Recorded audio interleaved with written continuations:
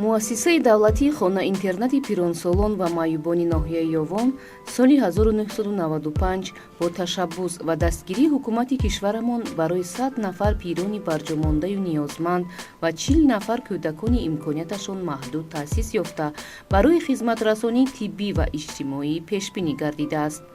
дар муассиса бошандагон бо тавонбахшӣ фаро гирифта шуда дар ҳуҷраҳои арт-терапия ҳамарӯза аз 5 то 10 бошанда бо таъиноти духтурон муолиҷа мегиранд. муассисаи мо соли 1995 дар базаи хобгоҳи собиқи хобгоҳи рақами 5 тоҷики меҳсаноти ноҳия таъсис ёфтааст ва баъдан дар назди муассиса аз соли 1996 инҷониб шӯъбаи кӯдакона низ фаъолият дорад.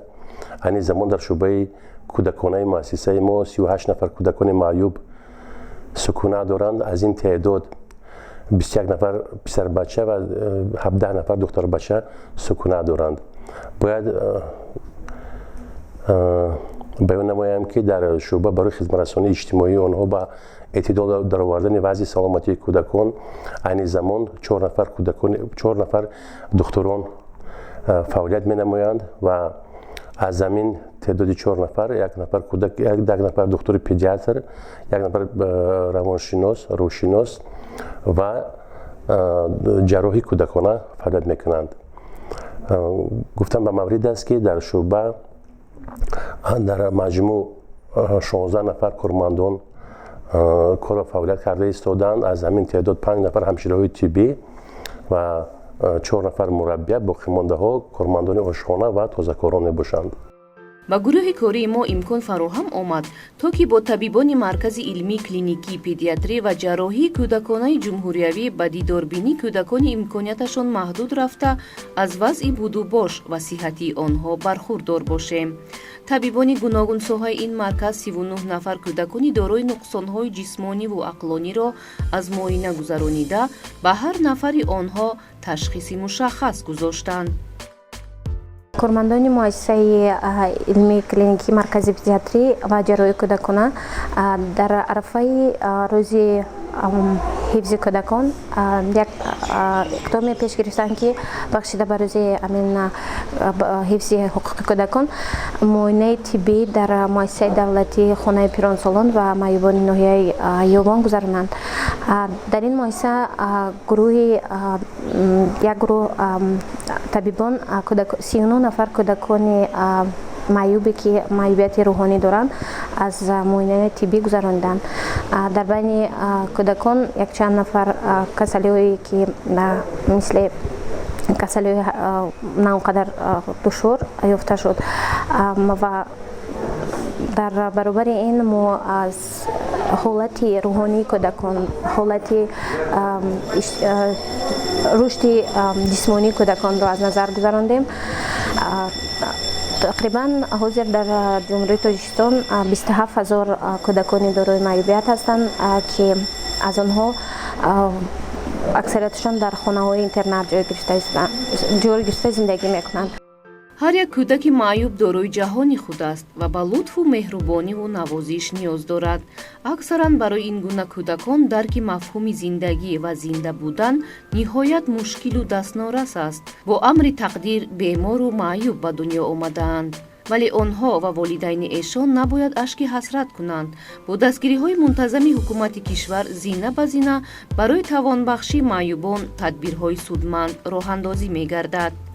амалишавии барномаи миллии тавонбахшии маъюбон барои кӯдакони имконияташон маҳдуд то соли 2020 дар муассисаи шумо чӣ гуна ба роҳ монда шудааст? дуруст қайд кардед. барои боз ҳам дурусттар ба роҳ мондани кор ва фаъолияти кормандони соҳаи тиб ва ҳайати хизматрасон дар муассиса дар баробари дигар қонунҳои соҳавӣ барномаи миллии тавонбахшии маъюбон низ ба роҳ монда шудааст ки оиди татбиқи барномаи мазкур дар муассиса ҳам духтурони маълумоти олидор, ҳам ҳамшираҳои тиббии навбатдор, ҳамшираи калон, ҳамшираи ғизосанҷ, ҳамшираи маҳсгар ва тамоми кормандон ба ин кор ҷалб карда шуданд ки онҳо аз рӯи нақшаи кории худ дар давоми 1 сол 4 мураббия ба онҳо як алоқаи зич дошта бо ҳар як кӯдак дар алоҳидагӣ, яъне ки корти индивидуалӣ ба онҳо тартиб дода дар یک مورد معین بهاگذاری میکنند، یعنی که مانیتورینگ کارهای خود را از روی نقشه کاری خود به انجام میرسونند و فکر میکنم که این در بخصوص از سال 2016 تا این جانب علاقه یک کار زیادی را هم به انجام رسونه گویم خطا نمیکنیم.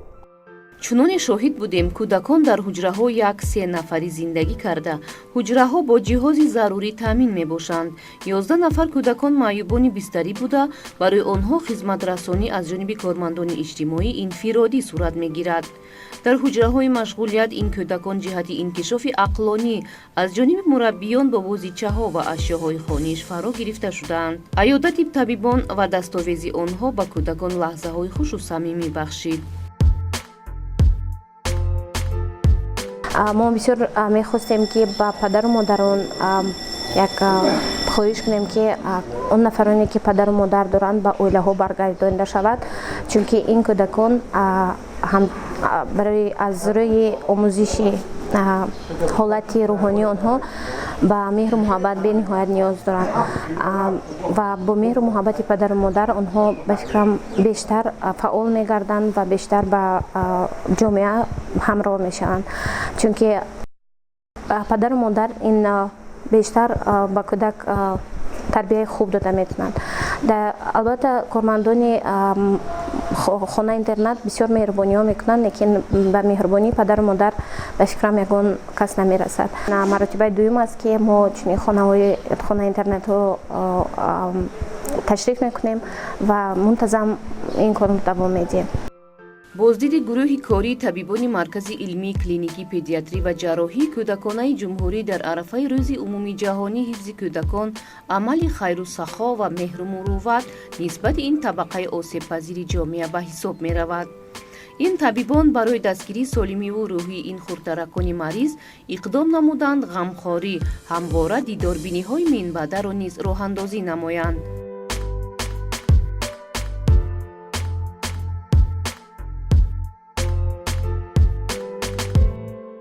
در سالهای اخیر عقد نکاح را در بین خویش و تبارو منع کردن. شاید همین نتیجه همان بود که از روی نافهمی، از روی یا که بایگری خود را به بیگانه نگذاشته، گویا خویش و تبار نزدیک خود را به نکاح کرده میدادند.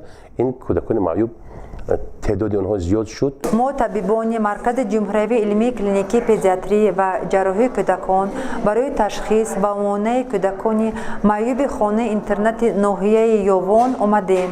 39 کودک را معاینه نمودیم. از تشخیص کودکان به خلاصه آمدیم که آنها از طرف عضوهای داخله یعنی که سوماتیکی بیماری‌های جدی ندارند. از اینجا برمیاد که آنها در شرایط خوب نگاهبین کرده میشوند.